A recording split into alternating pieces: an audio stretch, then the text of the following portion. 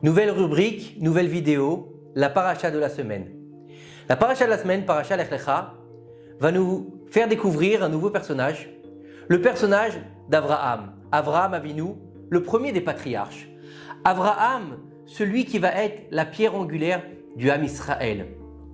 Il est rapporté dans le livre Imre Noam du Rav Yoram Abergel Zichron Livracha qu'à la fin de la paracha, dans le dernier chapitre, Akadosh Baruch Hu va demander à Abraham Avinu d'effectuer la Brit Mila. Jusqu'à maintenant, personne ne faisait la Brit Mila. Abraham Avinu, il a 90 ans et Dieu va lui dire que voici l'alliance que vous observerez entre moi et vous et ta postérité après toi. Circoncire tout mâle d'entre vous, vous retrancherez la chair de votre excroissance et ce sera un symbole d'alliance entre vous et moi. À l'âge de 8 jours, vous circoncirez tout mâle dans toutes les générations. Et Dieu dit à Abraham que si mon alliance avec le jour et la nuit ne pouvait plus subsister, le monde reviendrait au tohu vohu. Qu'est-ce que ça veut dire? Ça veut dire que il est rapporté dans le Midrash Tanchuma qu'Akadosh Baruch Hu il a dit à Abraham, lorsque j'ai créé le monde, j'ai laissé passer 20 générations pour toi, afin que tu prennes sur toi la mitzvah de la Brit Mila. Maintenant, si tu n'acceptes pas de faire la Brit Mila, je devrais renverser le monde et le ramener à l'initial où il était, c'est-à-dire le Tohu Vavohu. Et pourquoi? Parce qu'en fait, on sait que la mitzvah, si la mitzvah de Brit Mila n'existait pas, le ciel et la terre ne pourraient subsister. Parce qu'il a créé le ciel et la terre justement pour cette Brit Mila, qui est considérée comme le sceau d'Akadosh Baruch Hu sur l'être humain. Akadosh Baruch Hu a créé le monde, mais il a laissé l'homme le terminer. Il a donné une matière première, comme on peut dire, et il a dit à l'homme, tu vas finir le travail. Comme par exemple, Dieu il a donné du blé, l'homme il a fait du pain. Dieu il a donné le corps, et l'homme il a fait la Brit Mila. C'est la finalité en fait, pour finaliser la création du monde, c'est l'homme qui va la finaliser. Et c'est Abraham Avinu qui a reçu le mérite de faire lui le premier la Brit Mila sur lui alors qu'il avait 90 ans. Et étant donné qu'il est vieux, il était âgé, il avait un certain âge, il a dû faire preuve d'une grande Messirut Nefesh, d'un don de soi extraordinaire pour faire cette Brit Mila sur lui-même. Imaginez, avec un silex, il a dû lui-même se circoncire. Nous déjà, quand on doit circoncire nos enfants à 8 jours par un Moël qui est spécialiste et qui a tous les ustensiles qui sont stérilisés, on a peur. Alors imaginez Abraham Avinu, il a dû faire preuve d'une grande Messirut Nefesh pour faire la Brit Mila à 90 ans. Mais Abraham Avinu, dans sa grandeur, il n'a pas eu peur de faire la Brit Mila. Et il n'a pas hésité à se soumettre à cette injonction divine.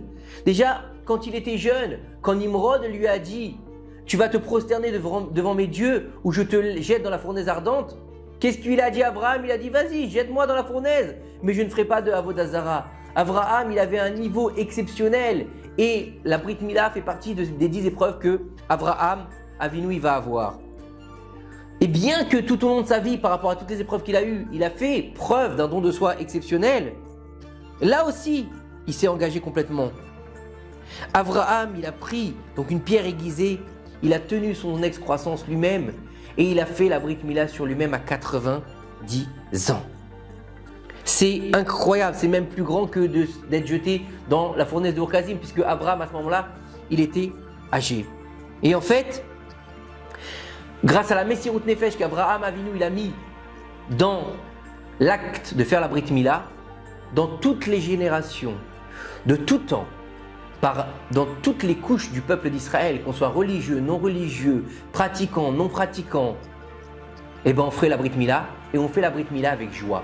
On a toujours ce côté festif quand on fait une Brit Mila. Sur beaucoup de choses, on ne va pas forcément être content, on ne va pas forcément faire les choses avec amour. Surtout quand on n'est pas religieux, on va dire bon ça m'embête, ça j'ai pas envie de faire. Alors que la Brit Mila, on l'a fait et on l'a fait aussi avec joie parce qu'il a tellement mis de Messirut Nefesh Abraham Avinu qu'il a ancré en nous cette Messirut Nefesh de faire la Brit Mila à nos enfants. Et aussi parce que si le peuple il perd cette mitzvah de Brit Mila, il l'oublie complètement, et ben Dieu il devra rapporter le monde au Tohu Vavohu, c'est-à-dire que le monde il disparaîtrait. Et étant donné que nous sommes les gardiens du monde, nous avons le devoir de continuer à faire la Brit Mila. Et vous savez que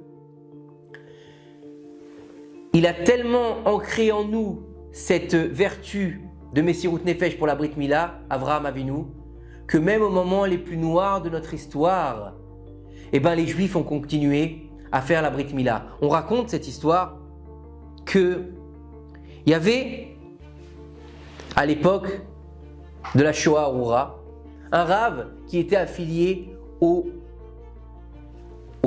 un camp de la mort, il était affilié au four crématoire. Et à côté des fours crématoires, donc il devait mettre du bois dans les fours crématoires, couper le bois et le mettre dans les fours.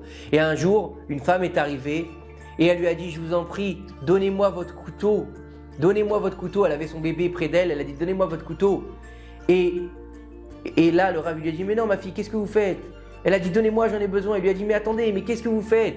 Vous n'allez pas tuer votre bébé. Déjà que les nazis font leur travail, ils vont tous vous tuer, ils vont tous vous envoyer aux chambres à gaz. Pourquoi précipiter votre mort? Et la femme, elle lui a dit, je vous en prie, Rav, donnez-moi votre couteau, j'ai besoin de votre couteau. À un moment, il y a un nazi qui est arrivé, il a vu cette scène, il a vu cette femme qui parlait avec le Rav, et il lui a dit, qu'est-ce qu'elle veut? Qu'est-ce qu'elle a? Pourquoi elle crie comme ça, elle est hystérique? Et il a dit, elle veut un couteau. Et pourquoi elle veut un couteau? Il a dit, elle veut se tuer. Il avait vu que cette femme, qui était emmitouflée dans elle avait beaucoup d'habits sur elle. Et il lui a dit, je ne veux pas lui donner le couteau. Et le nazi était trop content de voir cette scène-là. Il a dit, bah, on va faire économiser le Reich. On va lui donner ce qu'il faut. Il a sorti son grand couteau, il lui a donné. Et à ce moment-là, le Rav était abasourdi. Il a commencé à avoir les larmes aux yeux. À ce moment-là, la femme a pris le couteau dans ses mains. Elle a vite ouvert sa chemise. Elle a pris un bébé qu'elle avait dans ses mains. Elle l'a posé à terre. Elle lui a enlevé ses langes. Et elle a dit la bracha de la Mila et lui a fait la Brit Mila avec le couteau du nazi. Tellement qu'il a été étonné de nazi qu'il n'a même pas pu réagir. Et c'est cette Messirut Nefesh d'Avraham Avinu qui a permis à cette femme, bien qu'elle était sûre d'être envoyée aux douches pour mourir après, dans les camps de la mort, de rentrer avant que son bébé soit tué pour le faire rentrer dans l'alliance d'Avraham Avinu.